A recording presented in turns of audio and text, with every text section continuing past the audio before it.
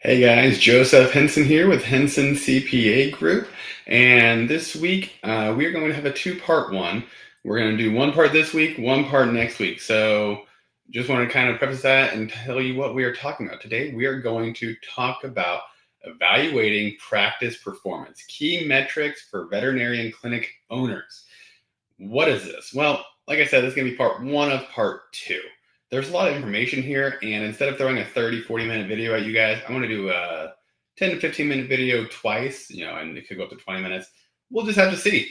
So, as I said, I'm Joseph Henson, CPA with Henson CPA Group. Always happy to hear from you guys, and this is something that a lot of people have asked me about. What do I need to know about my clinic?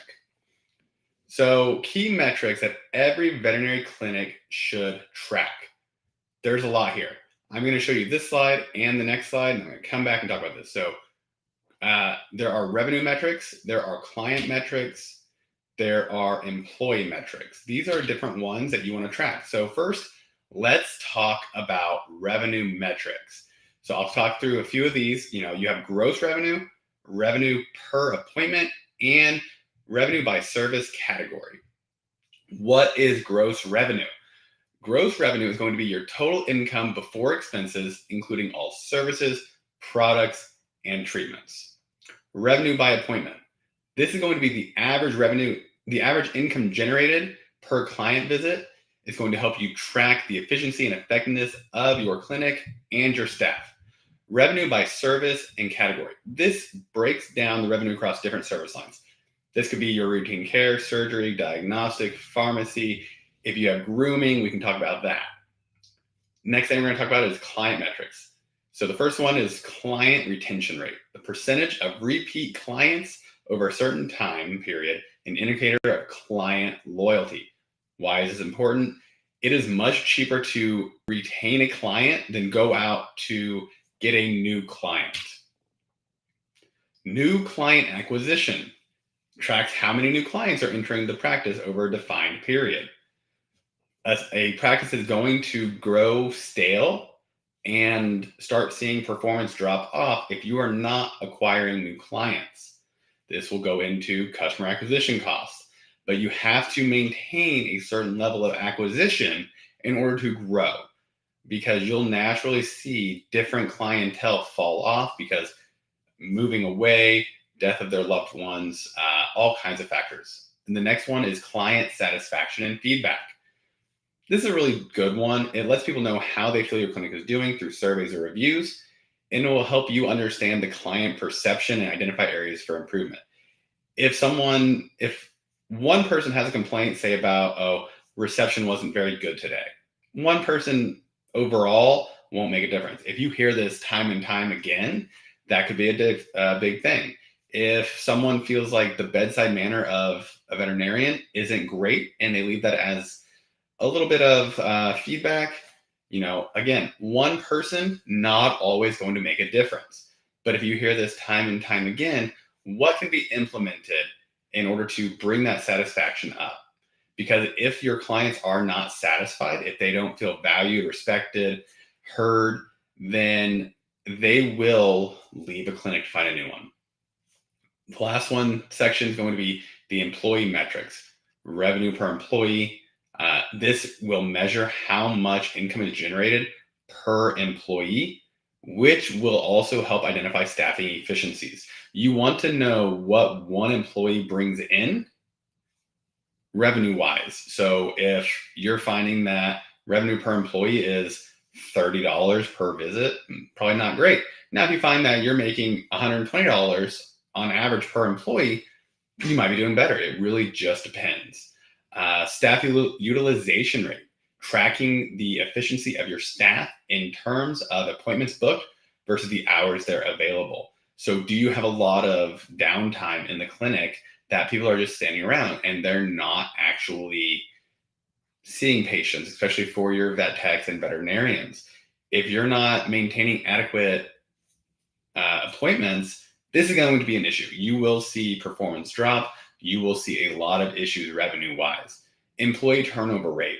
Veterinarian industry already has a higher than average employee turnover rate, but if it gets too high, even compared to others in the industry, it can really start to tell you that there might be a deeper issue in the workplace culture, the employee satisfaction, or even compensation. I've talked before about the employee retention with vet techs and just staff in general clinics, and it's already hard enough. So, some optional metrics for practice efficiency. You want to look at some appointment scheduling efficiency. Do you have a lot of no-show and cancellations? Really monitoring the rate at which clients miss or reschedule appointments helps with schedule optimization. If you find that you have 25% no calls and no shows or cancellations, why is that? Were you too long of a lead time? Did they not get a reminder call? Did they not get a reminder text? These are things that you can look at that are optional for your efficiency of the practice, but honestly, something that is extremely important. You want to make sure that you don't have a ton of people making appointments and not coming. And if you are, maybe what you want to do is have an automated reminder system. Your average wait time. This goes along with the satisfaction of your clients. This will kind of show what your operational efficiency and client satisfaction is. If you're having to wait 30, 45 minutes to be seen when your appointment was at 1 o'clock and now it's 1:30, 1:45, you've already lost half an hour to, 3/4 of an hour waiting for something that might only take 10, 15 minutes. Why is this? What can be improved in order to make sure the average wait time is down? A lot of people know when you go to a human physician, waiting in a waiting room is terrible. There's nothing that irks me more than having an appointment at 1 o'clock, getting there, 10 minutes early, 5 minutes early, because I want to make sure I have all the insurance up to date and that everything's on file. Any questions I have to answer, any paperwork updates happen. And then I had to sit there for 30, 45 minutes. That is one way to lose clients with the human physicians as well as with veterinarians. Inventory metrics. What is your inventory turnover ratio?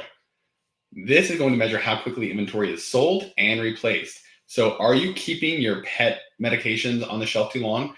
How long is your food staying on the shelf and how long do the supplies last? Inventory is money that's being spent that can't be used in other places. And this will actually show a lot of waste if you're tracking this. You don't want to ever have a lapse in the quantity on hand, but you also don't want to find out that you're wasting 15% of your inventory due to it going stale and just bad, especially with medications. And I know sometimes distributors will have deals and have agreements where if it's not sold, you can sell it back to them for a certain amount. Phenomenal, but it's still really good. You want to look at how we can optimize that. Speaking of inventory on hand, stockouts and overstocks. You want to be tracking the instances where you run out of key products versus having excess inventory. This does tie up your capital, your cash on hand. If you are running out of a product that is selling, you've now lost revenue. If this is your pet food and you have a 20% profit margin on that, you've now lost that profit margin because someone will go somewhere else. They'll go to Chewy, they'll go to Amazon, they'll go to their local farm outlet. I mean, they will find where to get it if you don't have it. On the other side of that, you don't want excess inventory just sitting around. As I said a minute ago, this is just inventory that is sunk money if it's not selling. If you find that, hey, we don't need booties for dogs during the summer, but really they want it during the winter because folks are tired of having to wipe their dog's paws when they come inside after being outside to go to the restroom. Financial metrics for profitability. One of the things we already talked about was profit margins. You have your gross profit margin and you have your net profit margin. So gross profit margin, again, is revenue minus the cost of goods sold divided by revenue. Do you want this high or low? The higher the margin, the better profitability on service and products sold. A clinic that makes $1 million a year with a profit margin of 20% is going to be in a better spot than a clinic that makes $2 million a year with a profit margin of 5%. Net profit margin, bottom line profit after all your expenses have been paid. This will include any salaries, rent, utilities, disposal, all of those. Now, the thing you want to understand with this is the clinic's overall profitability. When it comes to a clinic, and especially if you're looking at retiring and selling potentially in the next 5 years, 3 to 5 years, the higher the better. 18% is a really good net profit margin for clinics because this shows, hey, we are in a healthy spot. 18% of every dollar we make is retained by us. This does not take into account any owner draws or owner dividends that are being paid out, depending on your structure. It does take into account your salary as an owner, but not your total compensation. What do I mean by that? If you pay your salary of $100,000, but you take out another $75,000, that additional $75,000 is not taken into for net profit margins. What's a poor one? Under 12% isn't great for net profit margin. It shows that there's a lot of room for improvement.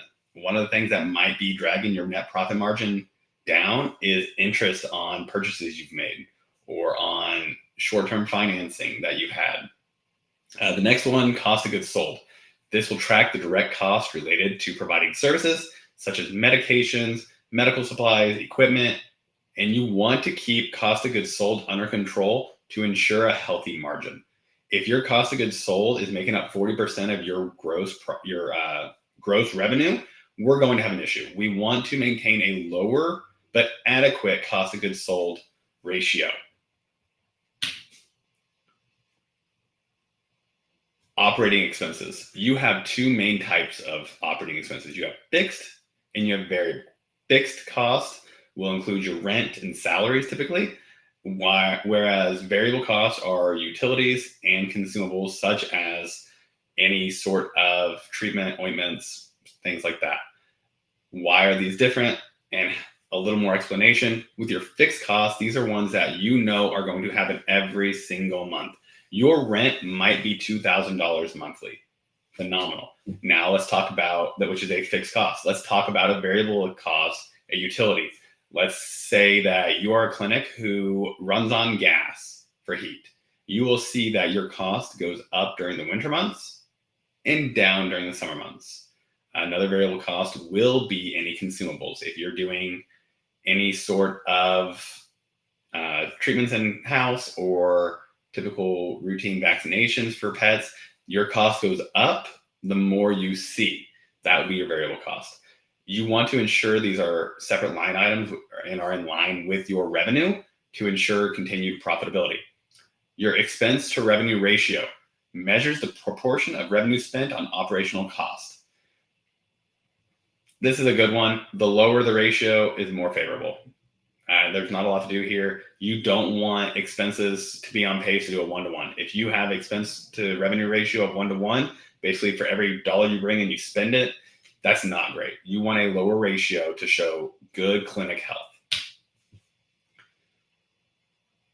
This is a little chart. If you want, you should save this, pause it here, take a quick screen grab to look at it. It's just going to give you a few areas: revenue, client, employee, and different metrics, names, and what they are. So as I said, you have your gross revenue, total income before expenses from all services, products, and treatments. Under the client, you have client retention. This will measure the percentage of clients returning over a set period. Employee revenue per employee measures how much income is generated per employee, highlighting just how efficient your clinic will be. Oh, this is where I kind of open it up, where I want to hear from you guys. This is a interactive kind of thing. When people email in, I do look at those. I do read those to see what questions folks have and also what the next topic should be. This was part 1 of 2. Next week, I will go live again to go through the second part.